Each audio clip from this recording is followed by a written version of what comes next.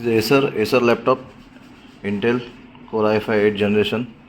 This laptop has come to me for repair. This laptop has no power issue. We on DC power supply. It's taken 0.01, almost 1 ampere. When we trying to on this laptop, when we switch button, it's cut and return. This is charging a battery charging impedance. On and off, on and off. This is a battery charging impedance.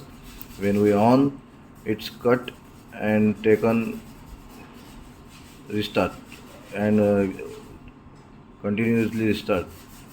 We have to open and check what is the issue. We open this laptop, we connect DC power supply and we on this is power supply. After power on, we power switch, we disconnect the battery disconnection, and after power on, it's also on and off. Return, it's on and off. Same problem. Need to open now board. This is Acer laptop. We repair this laptop. There is issue in the BIOS. BIOS is corrupted, and due to corruption there is a on and off. We reprogram the BIOS. Now check the impedance.